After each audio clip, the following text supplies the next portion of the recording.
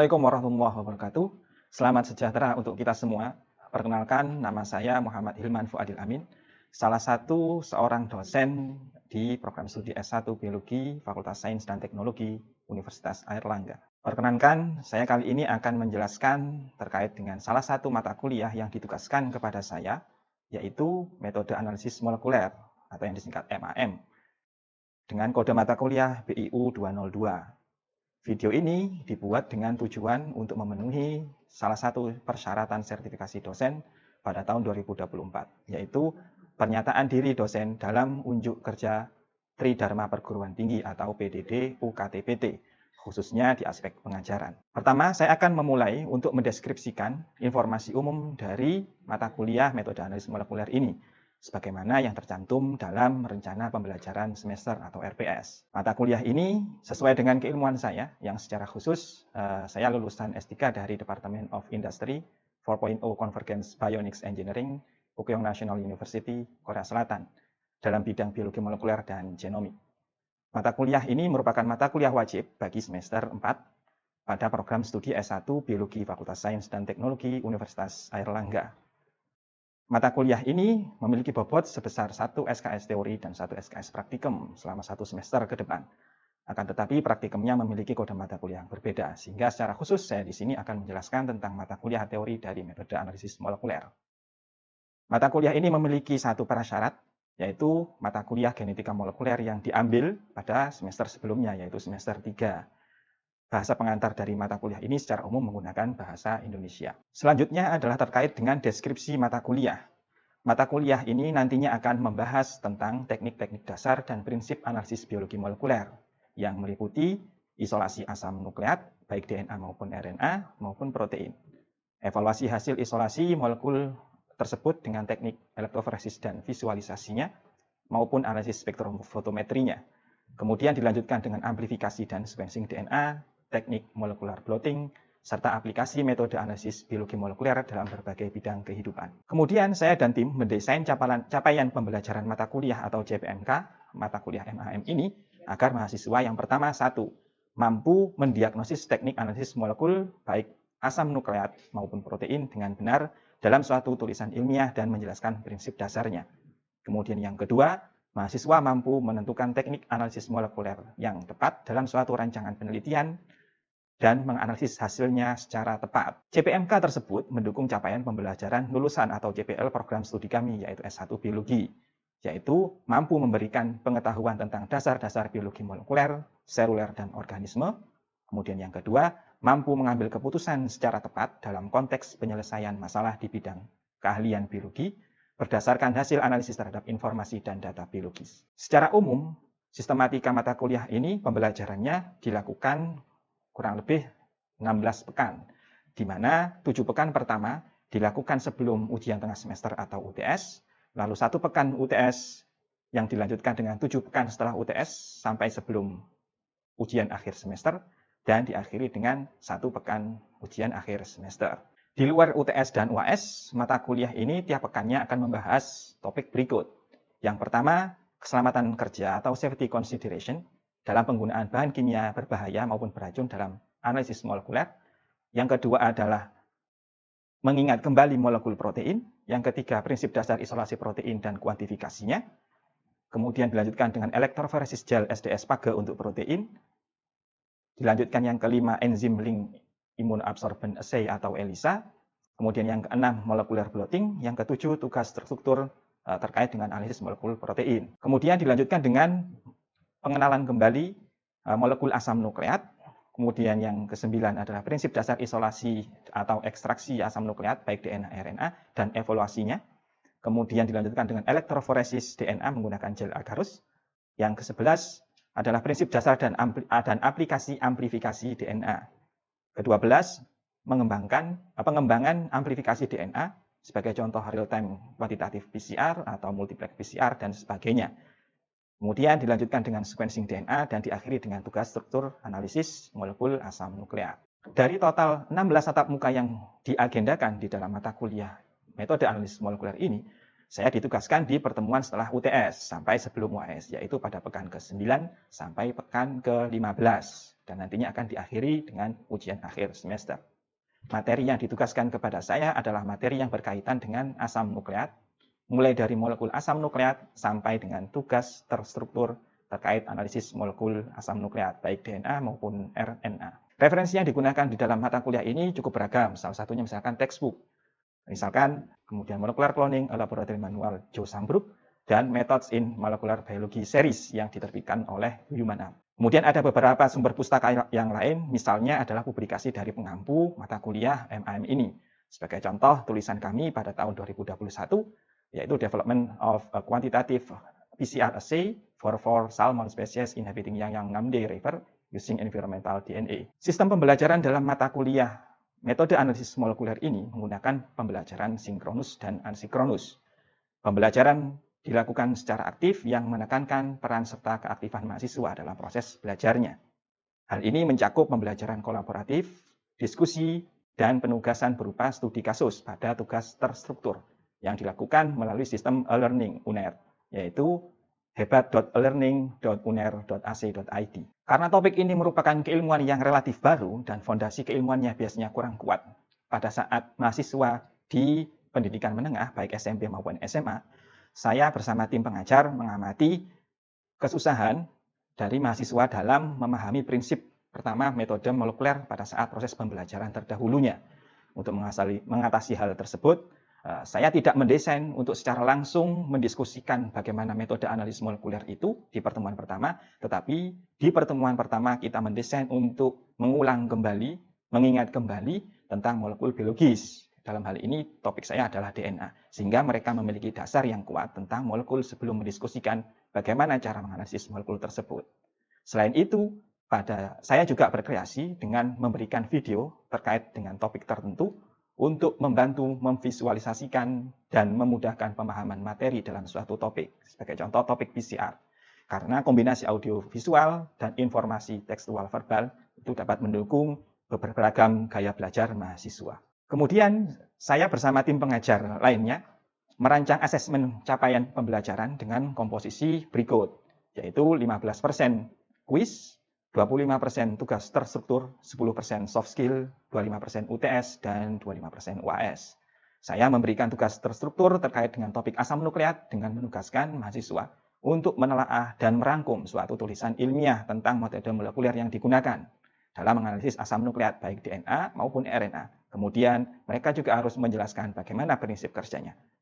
Untuk soft skill, saya menilai keaktifan mahasiswa di dalam kelas, termasuk dalam mengajukan pertanyaan, bagaimana mereka merespon pertanyaan baik dari dosen maupun teman yang lain, ataupun menyampaikan pendapatnya. Untuk kuis akan diberikan melalui e-learning di pertemuan ke-11 dan 13 untuk mengevaluasi pemahaman mahasiswa tentang topik yang sudah diberikan. Demikian informasi yang bisa saya sampaikan mengenai mata kuliah metode analisis molekuler di program studi S1 Biologi, Fakultas Sains dan Teknologi Universitas Airlangga.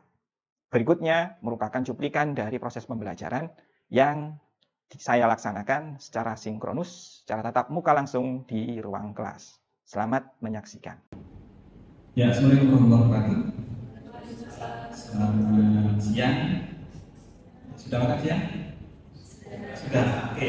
Ya, untuk pertemuan hari ini kita lanjutkan pertemuan ke-13 ya. Untuk mata kuliah metode analisis molekuler ya. Di mana untuk pertemuan hari ini kita akan mendiskusikan tentang amplifikasi DNA. Nah, pertemuan ini lanjutan dari beberapa pertemuan yang lalu. Kalau boleh tahu pertemuan sebelumnya isolasi DNA dan separasi DNA. Isolasi DNA dan separasi DNA dan interferensis ya. Oke. Nah, di pertemuan yang sudah disebutkan tadi ya, salah satunya itu adalah isolasi DNA. Nah, ketika saudara sudah melakukan isolasi DNA, biasanya kita sebut sebagai DNA genomik ya, ataupun ketika yang diisolasi itu adalah plasmid ya. Kemudian untuk apa? Ketika sudah diisolasi, ketika sudah kita dapatkan DNA genomiknya, nah, itu bisa dilakukan beberapa analisis lanjutan. Contohnya misalkan dianalisis urutan fragmen DNA-nya.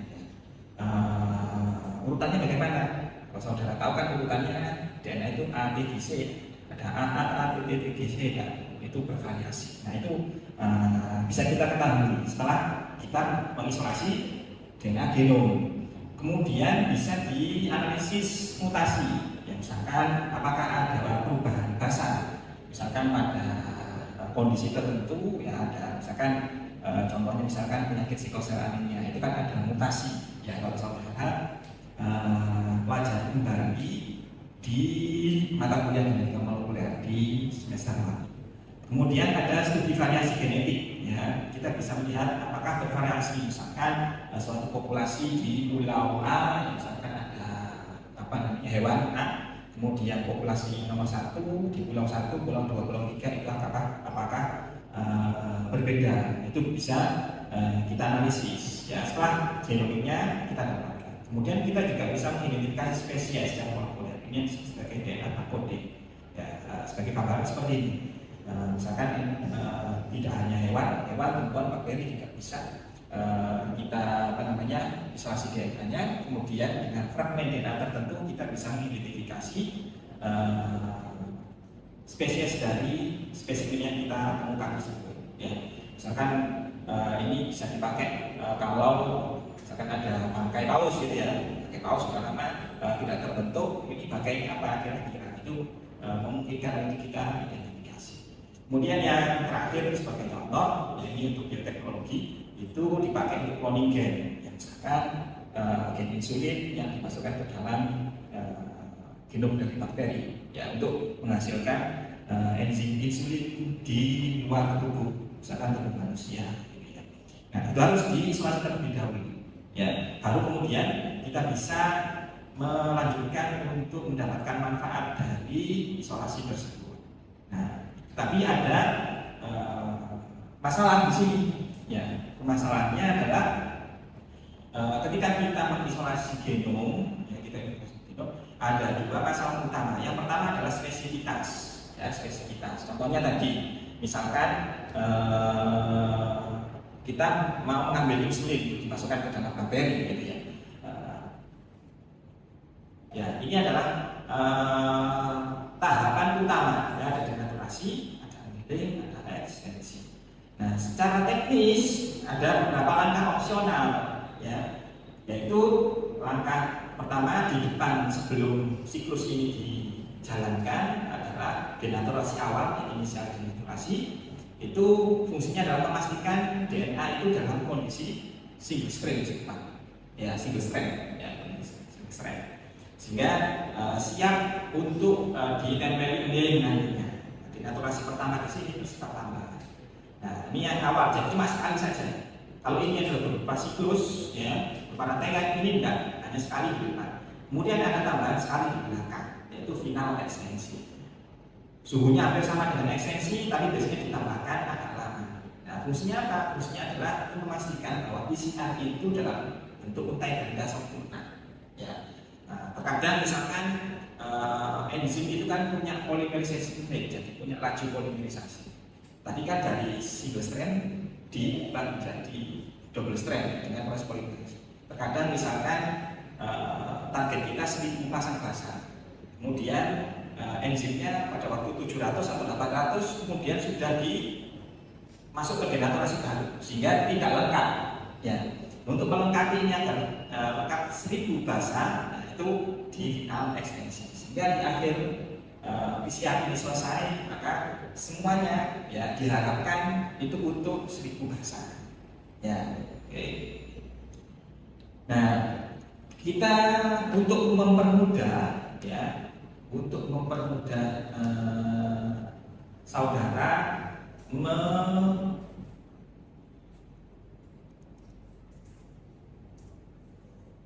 membayangkan proses PCR. Nah, di sini kita mainkan video, ya, kita coba percepat. Nah, contohnya ini, ya. Nah, jadi untuk mereaksikannya kita hanya butuh tabung sekitar 0,2 mili, di dalamnya sudah ada template sebagai contoh, ya. Oke, terus kemudian template ini akan diperbanyak jadi 2, 1 jadi 2 jadi 4, ya. kemudian ini adalah primer, nah kemudian jadi 8. Nah, ini akan pada saat terakhir dari proses amplifikasi atau proses PCR, ya, itu bisa kita amati. Nah, karena tadi primer itu menempel pada area tertentu dari genom, maka dia punya spesifikasi yang tinggi, ya, jadi hanya memperbanyak pada bagian tertentu saja. Kemudian perbanyakannya itu menggunakan prinsip eksponensial. Nah, apa yang dibutuhkan pertama adalah DNA template, ya, double strand seperti ini yang sudah kita isolasi pada pertemuan yang lalu. Kemudian ada DNTP, ya, tersusun atas 4 jenis, DATP, DTTP, DCTP, dan DTTP. Ya. Terus kemudian berikutnya adalah enzimnya, yaitu DNA polimerase, ya, yang biasanya tahan panas, yang kita pakai karena dipanaskan 95 dan itu membutuhkan DNA polimerase yang tahan panas. Biasanya kita digunakan TAP polimerase, ya, thermus aquaticus polimerase, diambil dari bakteri tahan panas. Kemudian primer itu adalah fragmen pendek yang nantinya mengenali bagian spesifik dari DNA genom atau DNA template, ya. Nah, sekitar 40 sampai 30, ya, sekitar 14 sampai 30. Oke, jadi seperti itu. Ini yang dibutuhkan pada saat proses PCR. Nah, kemudian siklusnya bagaimana? Nah, ini siklus, hanya siklus, main siklus saja, siklus utamanya saja, ya. Yang pertama, butuh denaturasi dari double strand tadi dipanaskan sehingga jadi single strand. Nah, basanya terekspos sehingga primer itu bisa mengenali, ya, primer bisa mengenali daerah yang komplement dengan primer tersebut. Contohnya ini yang akan kita pertanyakan, ya. Nah, kemudian berikutnya adalah elongasi. Ya, di sini ada DNA polimerase sebagai enzim, ya, fungsinya untuk polimerisasi. Terus kemudian nanti laju polimerisasinya itu dari 5 ke 3. Kita tahu bahwa DNA itu punya kualitas 5 ke 3. Nah, kemudian ini adalah DNTP, ya, monomer dari DNA. Nah, itu membuat polimer baru. Jadi 1 jadi 2. Nah, ketika elongasi selesai, maka akan diulang ke depan, ya, proses pertama yaitu denaturasi untuk siklus kedua. Prosesnya sama, mirip, ya, tidak ada yang berubah, ya. Denaturasi kemudian menjadi single strand DNA, kemudian di sini annealing, primernya itu menempel pada area spesifik, ya. Terus kemudian akan diperbanyak, akan dihasilkan polimer baru, ya. Ini siklus kedua, ya. Dan ini akan berulang terus, ya, akan berulang terus menerus untuk siklus ketiga. Ini sebagai contoh. Berikutnya ini siklus ketiga, panaskan, annealing, kemudian elongasi, terus begitu seterusnya.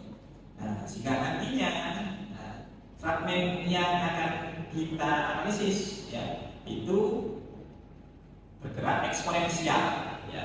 Jadi 30 siklus itu setelah 1 miliar kopi, sehingga bisa kita analisis di hydrophresis seperti pertemuan yang lalu, ya, itu bisa terlihat, ya. Jadi seperti itu gambarannya. Nah, kemudian alatnya bagaimana? Nah, alatnya itu kalau kita punya seperti ini, ya, ini sudah canggih, ya. Tinggal saudara masukkan tabungnya saja, ya, kemudian ada settingnya seperti tadi saudara memasukkan suhu berapa, ya, denaturasi suhu berapa, annealing suhu berapa, ekstensi, ya. Kemudian tinggal di start saja. Nah, dulunya awalnya, ya, karena ada 3 siklus utama, Perry Mullis itu mendesain 3 waterpad yang berbeda dengan suhu yang berbeda, ya. Kalau ini digunakan untuk denaturasi 94 derajat, ini annealing misalkan 50 derajat, ini 72 derajat. Nah, dan secara manual dipindah, ya. 94 derajat 30 detik, kemudian setelah 1 menit dipindah. Nah, kemudian begitu seterusnya. Tapi sekarang sudah computerized, ya, jadi menggunakan 1 alat cukup. Nah, saudara bisa setelah memasukkan bisa dipindah, ya, sampai selesai. Nah, ada satu enzim yang unik di sini yang dipakai di proses PCR, yaitu DNA polimerasenya. Karena DNA polimerasenya itu sebenarnya di masing-masing individu organisme itu punya DNA polimerase, ya.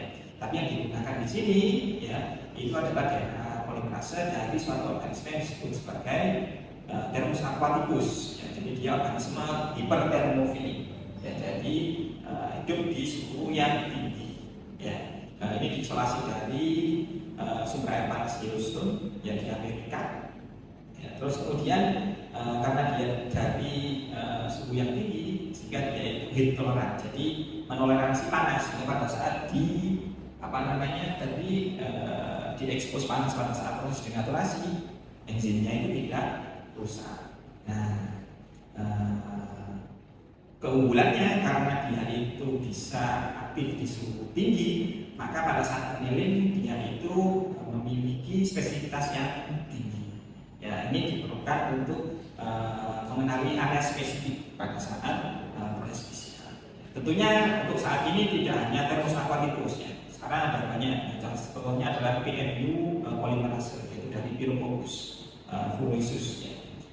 Kalau kita punya sumber daya sumber air panas, ya. Kalau saudara misalkan tertarik ingin mengkomersialisasi atau mengembangkan DNA polimerase dari Indonesia, ya, itu sangat memungkinkan, ya.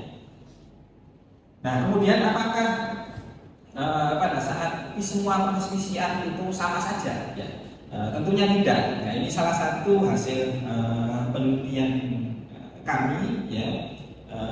Jadi pengembangan proses PCR, walaupun di sini kualitatif, ya, akan kita banyak bahas besok, tapi pada prinsipnya sama.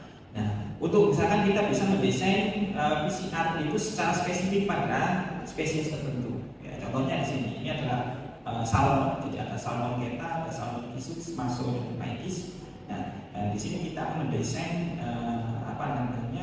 primer itu secara spesifik pada spesies tersebut saja. Nah, kalau primernya spesifik, maka biasanya ya, proses annealingnya di sini, ya, proses annealingnya di sini itu juga bisa berbeda, bisa enggak. Saudara lihat di sini, annealingnya untuk keta sama dengan masuk, ya, tapi dia berbeda dengan maikis 4,9. Ini kisut malah di 9,6 derajat. Kalau jumlah siklusnya bisa sama, yang lain mungkin bisa sama. Nah, sehingga desain dari primer itu biasanya menentukan suhu annealingnya. Nah, bagaimana cara mendesain primer? Nanti saudara akan dapatkan di semester depan di mata kuliah bioinformatika. Ya. Kalau di sini kita hanya menggunakan tahu prinsipnya bahwa primer itu dipakai untuk PCR.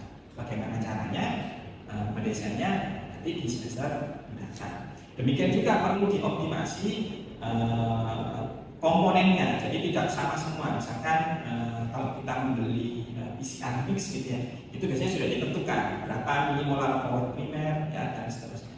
Nah, di sini kita lihat kisus itu berbeda, ya. Jadi dia membutuhkan agak sedikit lebih banyak atau sedikit lebih tinggi konsentrasinya dibanding yang lain. Nah, ini untuk melakukan PCR biasanya kita memerlukan yang namanya optimasi, ya, sehingga bisa berjalan dengan optimal. Nah, bentuk optimasinya, itu seperti ini contohnya. Ya.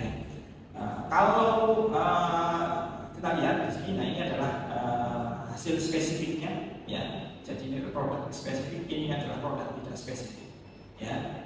Nah, kalau saudara lihat dari sini, ya, maka apa yang perlu dioptimasi pada gambar ini, pada tahap apa? Tahap annealing, ya. Jadi kita lihat suhu di sini, ya, suhu di atas adalah suhu annealing. Ya. Kalau kita lihat semakin tinggi suhunya, maka produk tidak spesifiknya itu semakin rendah. Semakin rendah annealingnya, maka produk non spesifiknya nanti akan semakin tinggi. Ya. Nah, jadi kemudian ini yang akan perlu kita optimasi untuk mengurangi hasil dari produk non spesifik. Ya. Ada yang tanyakan?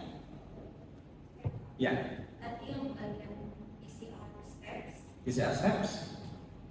Setelah final extension, yang ini yang setelah final extension itu kan ada 4 derajat Celsius. Jadi itu karena tadi Oh ya, jadi 4 derajat Celcius ya. Nah, di sini setelah final ekstensi, kemudian ini juga opsional ya. 4 derajat biasanya digunakan untuk menyimpan setelah proses PCR selesai.